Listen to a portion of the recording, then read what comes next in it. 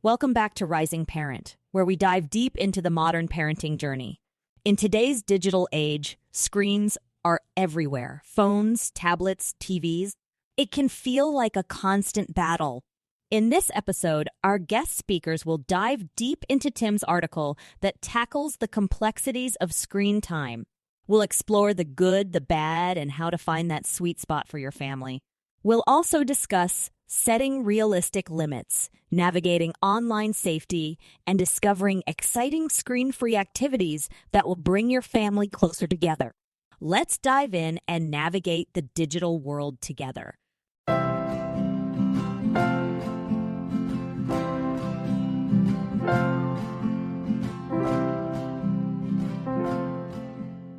Hey everyone, and welcome back. We're going to be diving into something that I think every parent and childcare provider out there really grapples with, and that's screen time. And I got to say, the material you sent in, it's really making me think about, our family's approach. Yeah, it's such a fascinating topic, isn't it? I mean, we have all this technology, like literally at our fingertips, but figuring out how to use it well, especially with kids, that's a whole other challenge. Exactly. It's like a whole different ballgame. And to unpack all of this, we have some insights from Edna and Tim. Not only are they licensed childcare providers, but they've been doing this professionally for over 20 years, Wow. working with children and families. And on top of that, they're also the founders of Selfless Outreach. You can find them at selflessoutreach.org. It's a nonprofit mobile food bank. Be sure to check out some of the great work that they do and maybe even hit that donate button while you're there. It's so inspiring to see people so dedicated to supporting families in so many different ways, and their expertise really shines through in this article, navigating the digital age as a family. They really don't shy away from the complexities of screen time. Okay, so right off the bat, Tim dives into the good and the bad and the need for balance.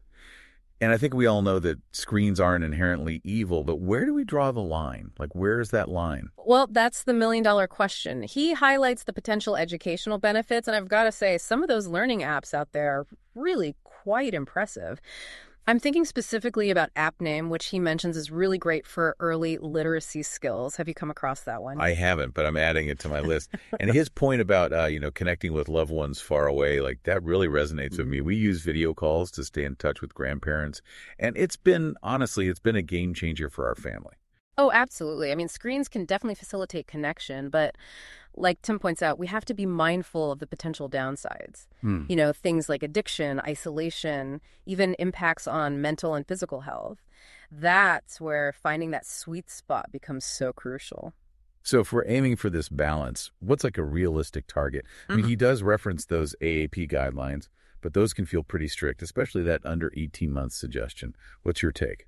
I think those guidelines are a really great starting point, but it's also about, adapting them to your own family's needs and values. Like, for example, with that under 18 months recommendation, video chatting with grandparents occasionally, that might be an exception you choose to make. It's about being intentional, being mindful about those choices that you're making as a family. That makes sense. So it's not about being rigid, but it's about making, informed decisions that align with your family's circumstances. Now, let's get into the nitty-gritty of creating those family screen time guidelines. Tim emphasizes family discussions, which, I love. It's not about dictating rules. It's about involving the kids in the process. Absolutely. When kids understand that why behind the boundaries, they're so much more likely to cooperate. It becomes a collaborative effort rather than a power struggle. Okay, so let's talk practical tips. He suggests things like designating screen-free zones and setting specific times for device usage. Do you have any strategies that have worked particularly well, like for you personally? One thing that I've found super helpful is involving kids in creating a visual schedule. We actually use a whiteboard and we write down the times for homework, screen time, outdoor play, and other activities. And it really helps everyone stay on track, and it really reduces those "are we done yet" negotiations. I love that. Visual aids can be so powerful, especially for younger kids. And it sounds like it really promotes, sense of ownership and responsibility. But what about when those inevitable slip-ups happen, right? Like, Yeah. how do we handle consequences? I think consistency is key. And I agree with Tim. It's not about punishment. It's about teaching responsible tech use. So, for example, if screen time goes over that agreed upon limit, well, the natural consequence might be less screen time the following day. It's about establishing those clear expectations and following through in a fair and consistent manner. That makes a lot of sense. And I think that that really ties into that idea of building trust, right? Yeah. That makes me think about something else Tim touched on. How do we actually keep kids safe while they're online? You're hitting on such a crucial point there. Online safety is paramount in this digital age, and that's what we'll be diving into next. So we talked about setting boundaries and finding that balance, but let's face it, the online world can be a pretty scary place, especially for kids. How do we equip them to navigate it safely? Yeah, it's definitely a concern, and Tim doesn't sugarcoat it in the article. He really stresses the importance of open communication.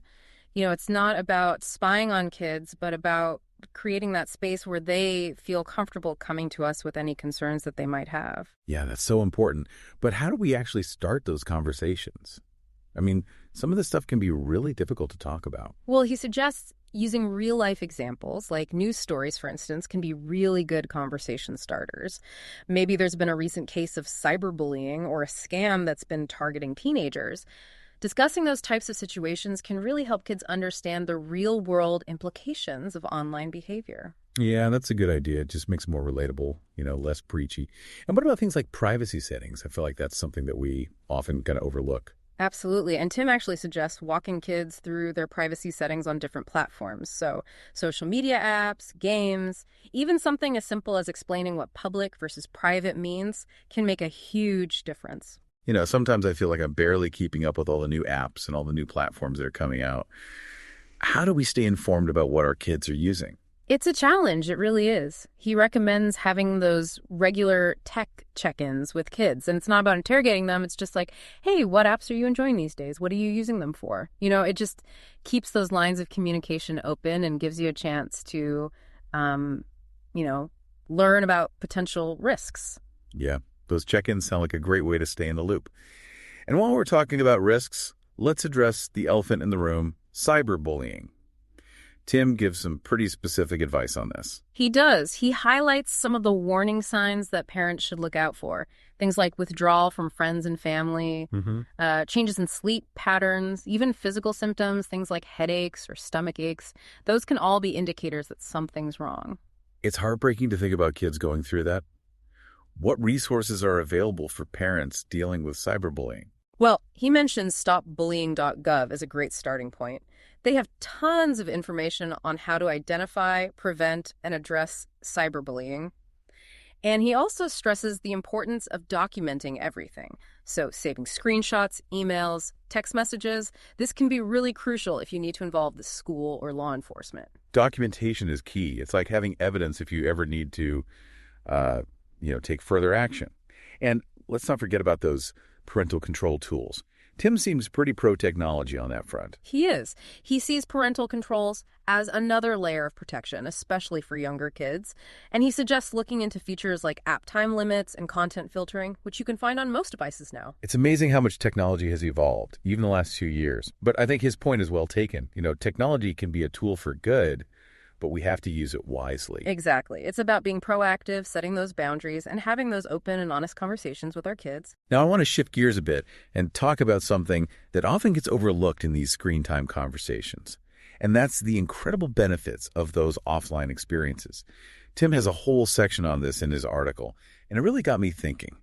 It's so important. We can get so caught up in the digital world that we forget about the magic of the real world, right? Yeah. And Tim's right. It's not just about having fun. Those offline experiences, they're crucial for development.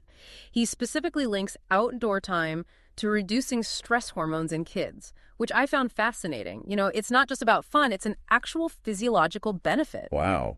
What are some of your go-to outdoor activities?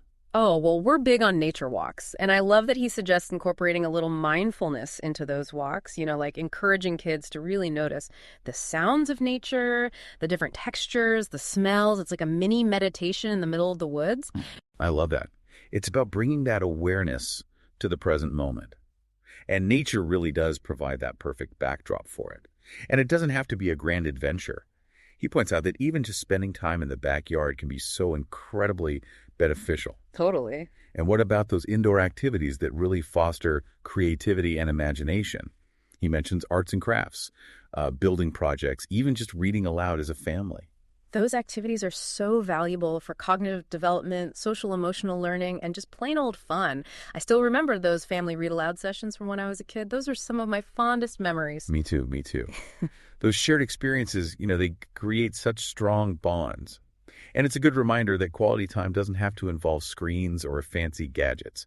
But let's be real, getting kids excited about playing board games when there's a tablet within reach can be a challenge. Any tips on that front? One thing that's worked for me is involving kids in choosing the games. We actually have a family game night jar, and it's filled with slips of paper listing different games, and we take turns drawing a game, and everyone gets a say in what we play. It makes it more fun and engaging for everyone. That's a great idea. It creates a sense of anticipation and excitement.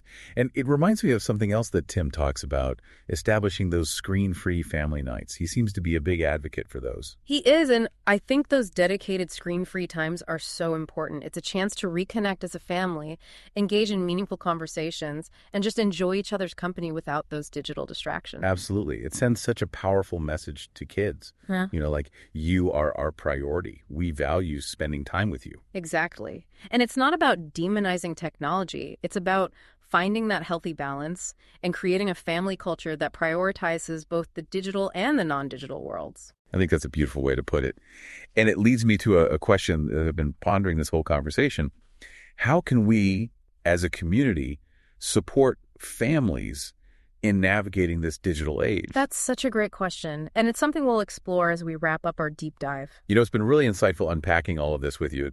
It feels like Tim and Edna have really given us a roadmap for not just surviving, but like thriving in this digital age. Yeah, I completely agree. It's all about those key takeaways, like setting those boundaries, prioritizing communication, embracing both the online and the offline world. But your question about community support, that really resonated with me. Yeah, it goes back to their work with selfless outreach. Yeah. Right? Like they're addressing a very real need in their community, food insecurity. And it just makes me wonder, like, what other kinds of support could we be offering to really make a difference for families that are grappling with these tech challenges? I think it's about thinking beyond individual families and looking at that bigger picture. Maybe it's schools offering workshops for parents, on digital literacy, or community centers creating tech-free spaces for kids to connect and play. Even just having open conversations with other parents, right?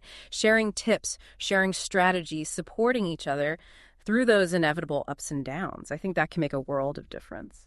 Yeah, that sense of community can be so powerful, especially when we're all like navigating this uncharted territory with technology. Yeah. I think about those parent support groups, that have existed for decades. Maybe it's time for digital parenting support groups. What do you think about that? What a fantastic idea. I love that. Imagine a space where parents could come together and share their experiences, learn from experts, and support each other in creating those healthy tech habits for their families.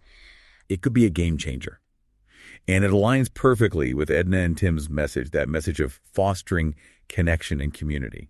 Speaking of which, I want to remind everyone to check out their amazing work at selflessoutreach.org. They're doing such incredible things to support families in need. Absolutely. And let's not forget the power of sharing this information with others. If this deep dive has resonated with you, pass it along to other parents, caregivers, educators, anyone who is trying to navigate this digital world with kids. Couldn't agree more. The more we talk about these issues, the more we can learn from each other, and the better equipped we'll be to raise a generation that is both tech-savvy and well-rounded. I think that's the ultimate goal. For sure. So as we wrap up today, let's remember that we're not alone in this journey. We have resources, we have each other, and we have the power to shape a digital future that benefits everyone. Beautifully said. A huge thanks to Edna and Tim for those incredible insights. Until next time, keep those conversations going, keep exploring, and keep diving deep.